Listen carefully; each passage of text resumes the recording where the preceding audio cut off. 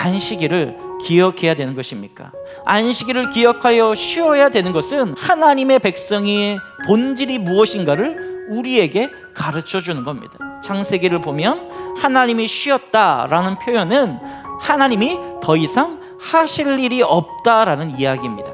그러므로 안식일을 기억하는 가장 중요한 목적은 하나님께서 모든 것을 다 만들어서 모든 것을 다 이루어서 나에게 주셨기 때문에 안식일은 하나님의 창조를 기념하며 예배를 드리는 날이라는 겁니다. 하나님 나라를 살아가는 하나님 나라의 백성들은 하나님의 그 완전한 행하심을 늘 기억해야 됐습니다. 출애굽 이후에 가나안 정복 전쟁을 앞둔 여호수아의 시대에도 마찬가지였습니다.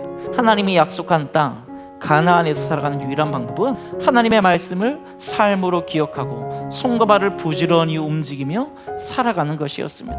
하지만 불행하게도 가나안에 들어간 이스라엘 백성들은 하나님의 말씀을 잃어버렸습니다. 사사시대의 백성들은 하나님의 말씀을 전심으로 붙잡고 기억하지 못했어요. 바알과 아스타롯을 하나님과 겸하여 섬기는 그런 시대를 살아갔습니다. 현실 속에서 실제적인 그들의 삶을 움직여가는 삶 속에서는 바알신과 아스타롯신이었다라는 겁니다.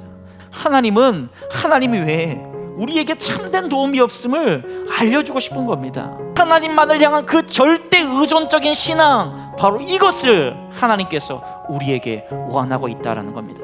하나님만을 붙잡고 기억하는 믿음을 하나님께서 우리에게 원하고 있다라는 거예요, 여러분. 사무엘이 이스라엘 백성들을 미스바로 불러 모으는 이유가 뭡니까? 하나님의 말씀을 다시금 기억하게 하기 위함이었습니다. 하나님의 언약을 다시금 기억하게 하기 위함이었습니다. 너희가 마음을 굳세게 먹어야 될 대상은 하나님이야. 하나님을 전심으로 구하렴. 그러면 너희의 길이 형통하게 될 것이다. 이걸 다시금 기억하게 하기 위해서 이스라엘 백성들을 지금 하나님께서 미스바로 모이게 하는 겁니다. 이윽고 블레셋 사람들과 전투가 벌어졌어요. 그런데 하나님이 개입하십니다. 그리고 블레셋 진영에 큰 두려움을 일으키셨습니다.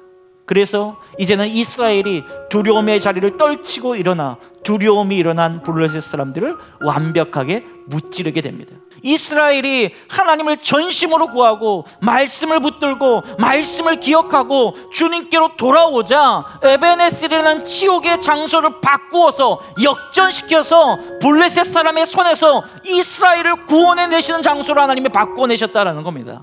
하나님의 말씀을 붙들고 기억하는 이스라엘 백성들에게 하나님께서 다시금 완벽한 승리를 맛보게 하시는 거예요. 그래서 하나님의 말씀을 붙잡고 기억하는 공동체를 하나님께서 형통하게 인도하신다는 것을 우리에게 가르쳐주고 있다는 것입니다. 2021년 10월 3일 현재 진영중앙교회는 말씀을 붙들고 말씀을 기억하고 말씀을 살아가는 공동체입니까? 바라고 기대하기는 하나님의 말씀을 붙들고 말씀을 기억하여 말씀대로 살아냄을 통해 하나님의 역전을 경험하는 그런 믿음의 성도들 되시기를 주의 이름으로 축원합니다.